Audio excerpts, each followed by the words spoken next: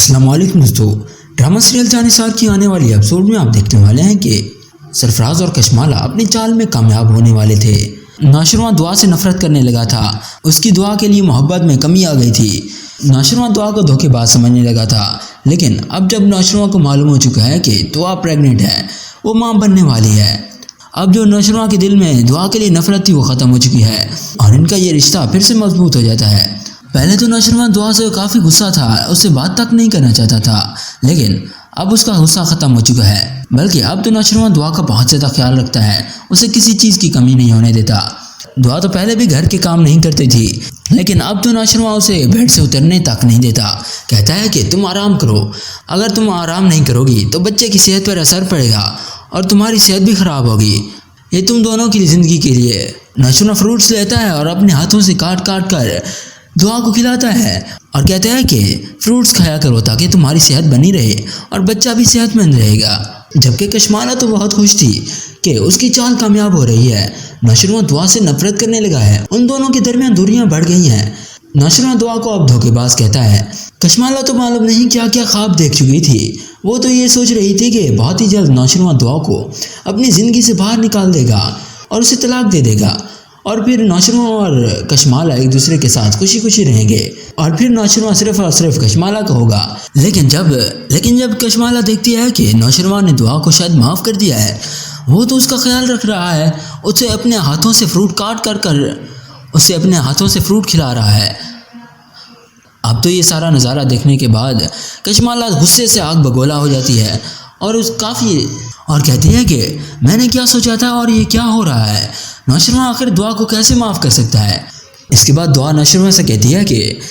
کیا آپ نے مجھے معاف کر دیا ہے؟ میرا یقین کریں، میں نے سرفراز کو ملنے کے لیے نہیں بلایا تھا، میں تو سرفراز سے سخت نفرت کرتی ہوں، پھر معلوم نہیں کس نے سرفراز کو اندر آنے دیا۔ تو نوشروان کہتا ہے کہ دعا ان باتوں کو چھوڑو، اب میں اس بارے میں کچھ نہیں سننا چاہتا، یہ وقت ان باتوں کا نہیں ہے، ابھی ان باتوں کو چھوڑو۔ پھر نوشروان دعا سے کہتا ہے کہ تم آرام کرو، میں ابھی آتا ہوں۔ تو نوشروان سوچتا ہے کہ جب دعا نے سرفراز کو نہیں بلایا تو آخر سرفراز آیا تو آیا کیسے، آخر اسے اندر کس نے آنے دیا۔ ابھی نوشروان یہ سب سوچ ہی رہا ہوتا ہے کہ کشمالہ اس کے پاس آتی ہے اور کہتی ہے کہ نوشروان آخر تم یہ کیا کر رہے ہو، دعا نے تمہیں چھوٹی سی خوشی کیا دی تھی، تم تو سب کچھ ہی بھول گئے، تمہیں نہیں معلوم دعا نے تمہیں دھوکہ دیا ہے، سرفراز سے وہ ملتی تھی۔ تو نوشروان کہتا ہے کہ کشمالہ آخر تم چاہتی کیا ہو کہ میں دعا کو چھوڑ دوں، میں دعا سے محبت کرتا ہوں، اسے کبھی نہیں چھوڑوں گا، اب تو اس نے مجھے اتنی بڑی خوشی دی ہے تو اب آخر میں اس سے کیوں ناراض رہوں۔ اس کے بعد کشمالہ غصے میں آ جاتی ہے اور کہتی ہے کہ نوشروان جس وجہ سے تم اتنا خوش ہو رہے ہو، کیا معلوم کہ وہ بچہ تمہارا ہی ہے۔ تو نوشروان کہتا ہے کہ کشمالہ اپنی بکواس بند کرو اور صاف صاف بتاؤ تو تم کہنا کیا چاہتی ہو، تمہاری اس بات کا مطلب کیا ہے۔ تو کشمالہ کہتی ہے کہ میری بات کا صاف مطلب ہے کہ آپ کو تو معلوم ہے سرفراز اور دعا چھپ چھپ کر ملتے تھے، اب کیا معلوم کہ یہ بچہ تمہارا ہے یا پھر سرفراز کا۔ اس وقت نوشروان کچھ نہیں کہتا، مگر اسے معلوم ہو جاتا ہے کہ کشمالہ ان دونوں کے درمیان دوریاں پیدا کرنا چاہتی ہے، وہ چاہتی ہے کہ نوشروان دعا کے خلاف بدظن ہو جائے، وہ اسے چھوڑ دے، اور اب اسے یہ بھی یقین ہوتا ہے کہ اب وہ ان دونوں کے درمیان دوریاں پیدا کرنے کے لیے کوئی نہ کوئی گھٹیا حرکت ضرور کرے گی، اس لیے وہ جعفر کو بلاتا ہے اور اسے کہتا ہے کہ جعفر مجھے کشمالہ پر شک ہے، وہ میرے اور دعا کے درمیان دوریاں پیدا کر رہی ہے، کشمالہ دعا کو میرے سامنے دھوکے باز بنانا چاہتی ہے، کشمالہ اور سرفراز ملے ہوئے ہیں، تم معلوم کرو، تم کشمالہ اور سرفراز دونوں پر نظر رکھو اور مجھے ان کی لمحے لمحے کی رپورٹ دو، یہ دونوں کہاں جاتے ہیں، کس سے ملتے ہیں اور کیا کرتے ہیں۔ جعفر کہتا ہے کہ آپ فکر نہ کریں، آپ کو ان دونوں کی لمحے لمحے کی رپورٹ ملے گی اور یہ دونوں میری نظروں سے بچ نہیں سکتے۔ اب اس کے بعد جعفر اپنا جاسوس سرفراز کے پیچھے لگا دیتا ہے۔ دوسری طرف آپ دیکھنے والے ہیں کہ اب جب کشمالہ کی چال ناکام ہو چکی ہے، نوشروان اور دعا کے درمیان جو دوریاں تھیں وہ کم ہو چکی ہیں، ان دونوں کے درمیان محبت پھر سے بڑھ چکی ہے، نوشروان اور دعا ایک دوسرے کے ساتھ بہت خوش ہوتے ہیں اور کشمالہ سے یہ خوشی دیکھی نہیں جاتی۔ وہ اس کے بعد سرفراز کو کال کرتی ہے اور اس سے کہتی ہے کہ مجھ سے ملو، میں تمہیں لوکیشن سینڈ کر رہی ہوں، وہاں پر پہنچو، مجھے تم سے ضروری بات کرنی ہے۔ کچھ ہی دیر میں سرفراز اور کشمالہ ایک دوسرے سے ملتے ہیں، تو سرفراز پوچھتا ہے کہ آخر ایسی کون سی بات تھی جو اتنی جلدی میں مجھے بلایا ہے۔ تو کشمالہ اسے سب کچھ بتاتی ہے کہ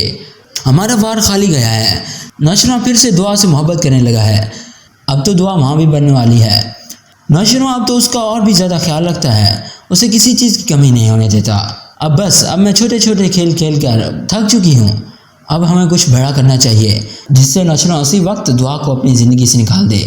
سرفراز اور کشمالہ اپنی پلاننگ کرتے ہیں کہ وہ کس طرح نشرہ اور دعا کو ایک دوسرے سے الگ کریں، کس طرح نشرہ دعا کو اسی وقت طلاق دے دے گا۔ اب وہ دونوں یہ ساری پلاننگ کر رہے ہوتے ہیں، لیکن انہیں نہیں معلوم ہوتا کہ ان پر کوئی نظر رکھ رہا ہے، کوئی ان کی ویڈیو بنا رہا ہے۔ اب جعفر کا جاسوس ان دونوں کی ویڈیو بنا لیتا ہے۔ اب وہ ویڈیو جعفر کو بھیج دیتا ہے اور اسے سب کچھ بتاتا ہے۔ اب جعفر وہ ویڈیو جا کر نوشروان کو دکھا دیتا ہے تو نوشروان سوچتا ہے کہ جیسا میں نے سوچا تھا وہ سب کچھ سچ نکلا۔ کشمالہ اور سرفراز دونوں ایک دوسرے سے ملے ہوئے ہیں، وہ ہم دونوں کی زندگی برباد کرنا چاہتے ہیں۔ کشمالہ ہم دونوں کے درمیان دوریاں پیدا کرنا چاہتی ہے۔ اب اس کے بعد نوشروان سیدھا واچ مین کے پاس جاتا ہے اور اس سے گن پوائنٹ پر پوچھتا ہے کہ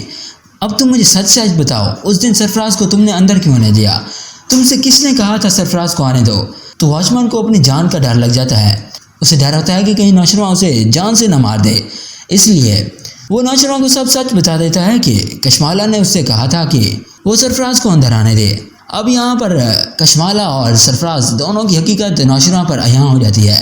اور اسے معلوم ہو جاتا ہے کہ دعا بے قصور ہے، اس نے اسے دھوکہ نہیں دیا۔ اب دیکھنا یہ ہے کہ نوشروان کشمالہ اور سرفراز کے ساتھ کیا کرے گا، کون سی سزا دے گا ان دونوں کو۔ اگر ویڈیو پسند آئی تو اسے لائک کریں، ایسی ہی مزید ویڈیوز کے لیے ہمارے چینل کو سبسکرائب کریں۔ شکریہ۔ کشمالہ دعا کے پاس آتی ہے اور دعا سے کہتی ہے کہ دعا، سنا ہے غزنوی نے یہ گھر تمہارے نام کر دیا ہے، اب تم اس گھر کی مالکن ہو۔ تو دعا کہتی ہے کہ میں نے تو بہت روکا تھا غزنوی کو کہ آپ یہ گھر میرے نام نہ کریں، مگر یہ تو ان کی محبت ہے کہ انہوں نے پھر بھی یہ گھر میرے نام کر دیا ہے۔ مجھے ویسے بھی اس دولت کی ضرورت نہیں ہے، میرے لیے تو غزنوی کا پیار ہی کافی ہے۔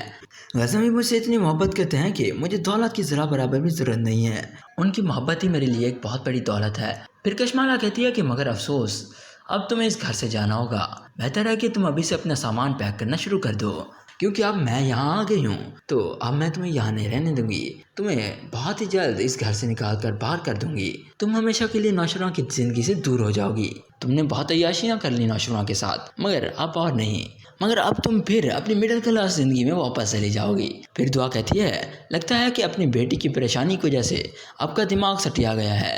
بھلا میں اس گھر سے کیوں جاؤں گی؟ غزنوی مجھ سے جتنی محبت کرتے ہیں وہ مجھے کبھی بھی یہاں سے نہیں جانے دیں گے، اپنی ایڑی چوٹی کا زور لگا لیں، میرا کچھ نہیں بگاڑ سکتی۔ لیکن کشمالہ کو غصہ آتا ہے اور کہتی ہے کہ لیکن تم مجھے نہیں جانتی، میں کشمالہ ہوں، میں کچھ بھی کر سکتی ہوں، تمہیں نوشروان کی زندگی سے آسانی سے نکال سکتی ہوں، تمہارے تو وہم و گمان میں بھی نہیں ہوگا کہ آخر میں کرنے کیا والے ہوں، آخر کیا چال ہے میری۔ تو پھر دعا کہتی ہے کہ مجھے آپ کی چالوں کو سمجھنے کی ضرورت بھی نہیں ہے، مجھے معلوم ہے آپ جیسی گھٹیا عورت کسی بھی حد تک گر سکتی ہے، میں آپ کی ہر چال کا سامنا کرنے کے لیے بالکل تیار ہوں۔ اس کے بعد کشمالہ سرفراز